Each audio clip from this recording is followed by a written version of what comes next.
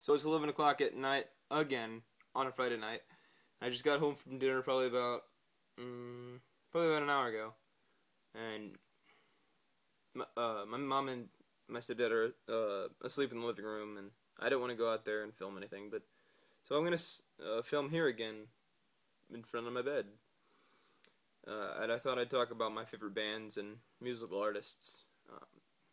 My favorite band of all time, like it will never ever change. Watch it'll change in like 10 years. Is Muse, uh, the great trio of Matt Bellamy, Dom Howard, and Christopher Wolstenholme.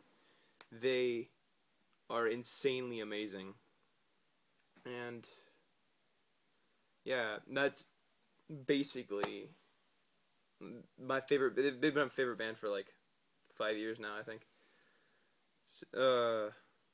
Yeah, 5 years now. I can't do math. It's too late. My favorite song by them is either Megalomania, which is a crazy organ piece, and fun fact, they played that song at the largest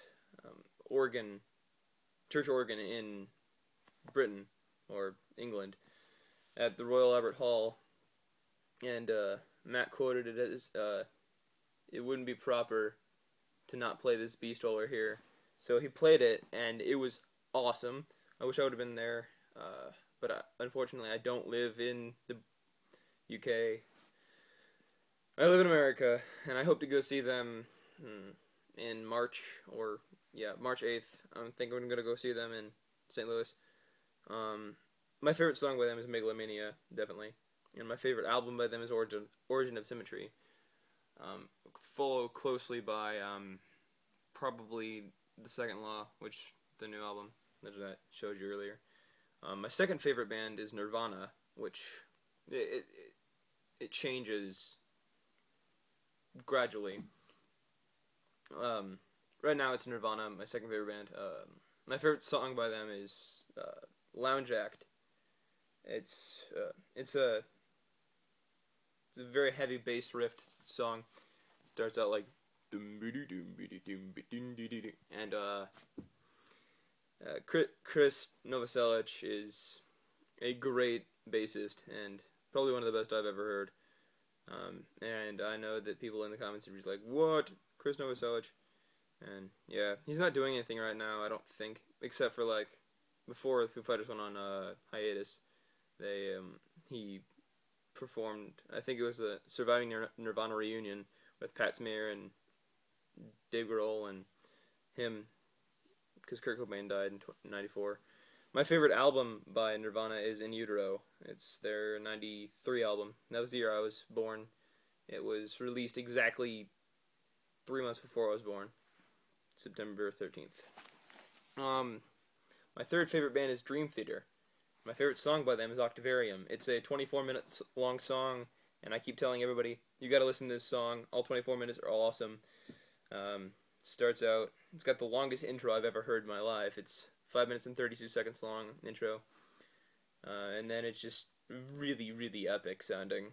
And my favorite album by them is specifically the second side of 6 Degrees of Inner Turbulence, which is basically another epic song. It's 42 minutes and 8 seconds long. That's the titular track. It's 6 Degrees of Inner Turbulence. Split into, I don't know how many parts, but it's insane. If you listen to it all together, it's just like, it flows so well. My fourth favorite band are the White Stripes. Unfortunately, they are not a band anymore, and according to Jack White, they won't be a band ever again. My favorite song by them is actually not vocalized by Jack White. It's vocalized by Meg White, the drummer of the band. The song is In the Cold, Cold Night, and it's very calm, but it's got a very strong meaning, and my mom actually likes that one. It's kind of introduced her to the White Stripes. My favorite album by them is Icky Thump, which they released in 2009, I think. It's the same year that Muse released The Resistance. Yeah, Icky Thump is very, very powerful with songs like Icky Thump and Conquest. And my fifth favorite band is not really a band. He's an artist. Charlie McDonnell. He's a YouTuber here on YouTube at youtube.com/CharlieIsSoCool. If you've not heard of him, where the heck have you been? My favorite song by him is Bread. I think I have that on repeat on my iPod right now, just like John Green.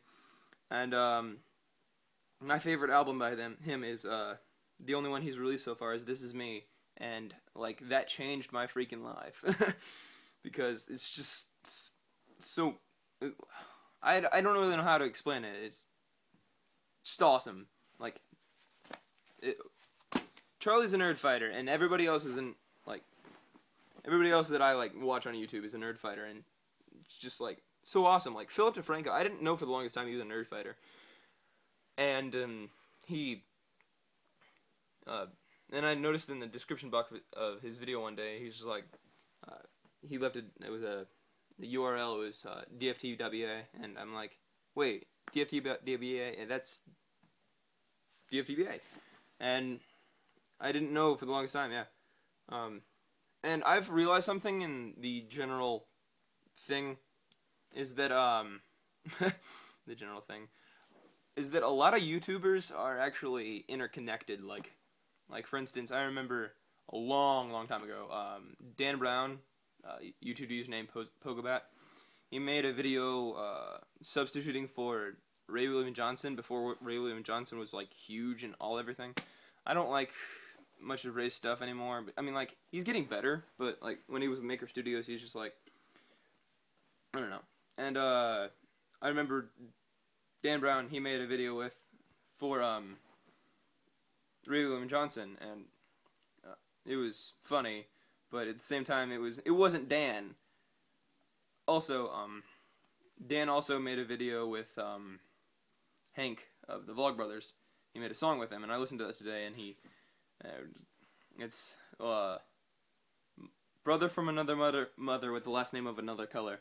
It's pretty funny. And then John and Hank, they collaborate with literally like everyone. It's crazy because they have the DFTBA records, and it's just awesome. Awesome.